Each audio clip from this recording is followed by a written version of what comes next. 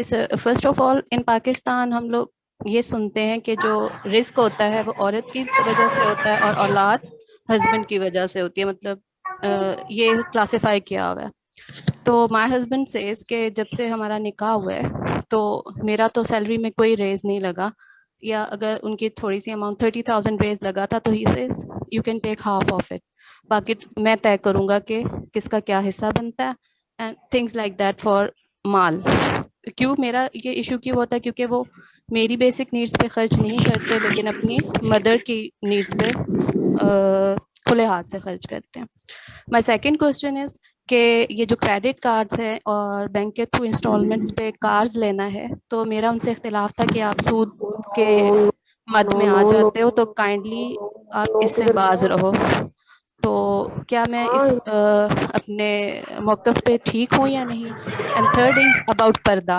ان کا کہنا ہے کہ چہرے کے پردے کا حکم قرآن میں کہیں نہیں ہے، یہ تفسیروں میں ایسے ہی آ گیا ہے، ہر ایک کا اپنا اسکول آف تھاٹ ہے، تو تمہیں اپنے دیور سے پردہ نہیں کرنا چاہیے. مگر انہوں نے مجھے اس طرح اسٹرکٹ نہیں کیا کہ تم پردہ نہ کرو، کیونکہ میں پردہ کرتی ہوں، بٹ وہ پسند نہیں کرتے کہ میں پردہ کروں. تو کائنڈلی یہ 3 کوسچنز آنسر کر دیں پلیز.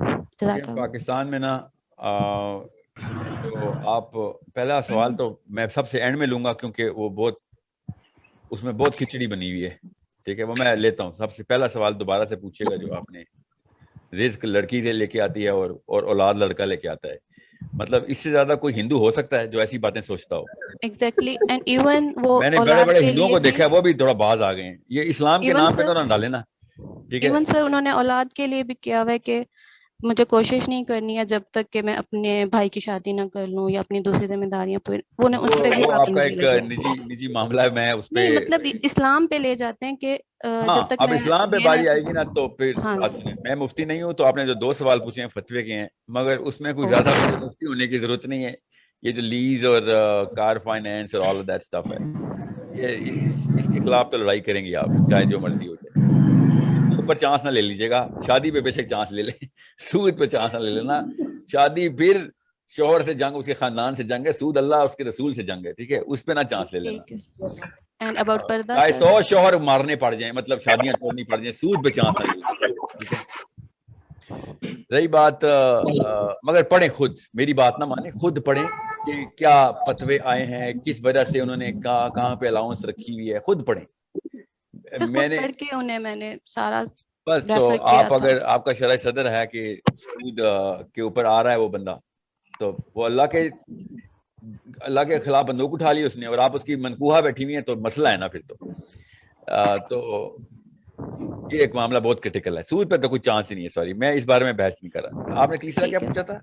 پردے کا. نقاب کے لیے جی. پاکستان میں جو پردے کا سسٹم ہے نا پاکستان میں، وہ میرے اسکالرز، عرب کے اسکالرز نے، وہ میرے عرب کے اسکالر ہمبلی حنابلہ ہیں اور شافعین ہیں.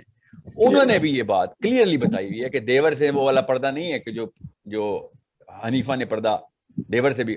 بائی دا وے حنیفہ نے بھی دیور کا لفظ ایسے نہیں استعمال کیا ہے. پاکستان میں تو دیور سے پردہ کون سی حدیث میں نعوذ باللہ رکھا ہوا کہ دیور تو ایک موت ہے، کہ دیور سے پردہ زبردستی وہ پردے کے اوپر فٹ کر دی ہے.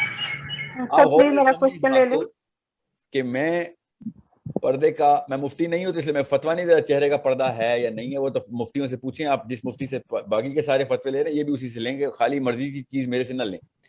مگر میرے اسکالرز نے بہت ہی کلیئر سورہ نور کی آئیڈینٹیفیکیشن اور سورہ احزاب کو کلیئرلی کر کے بتا دیا تھا، اور بہت سینسیکل آرگیومنٹس ہیں. اور عرب کے تمام اسکالر صحابہ کے تمام تر ایویڈنس، صحابہ کی لائف میں نبی اسلام کی موجودگی میں جس طریقے سے خواتین پردہ کر رہی تھیں اور جس طریقے سے وہ نہیں کر رہی، جو حصہ جسم کا نہیں دکھا رہی تھی، وہ ثبوت ہمارے پاس ہیں.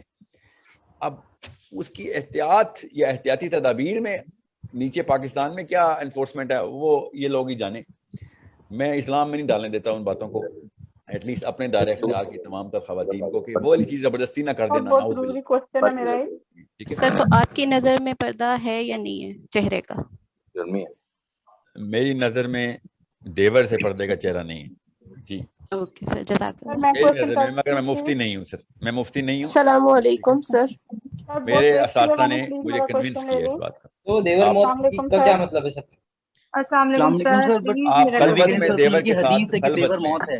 خلوت میں دیور کے ساتھ وہ والی کیجولنس نہ رکھیں، اور اس میں پردے کا نہیں معاملہ، اس میں اس انٹریکشن کا معاملہ ہے کہ دیور کو کیجول نہ لے لینا. There are so many things جہاں پہ فائن لائن ہے، وہ کراس نہ کر لینا. ایک تو معاملہ خطرناک ہے. جی السلام علیکم. السلام علیکم سر.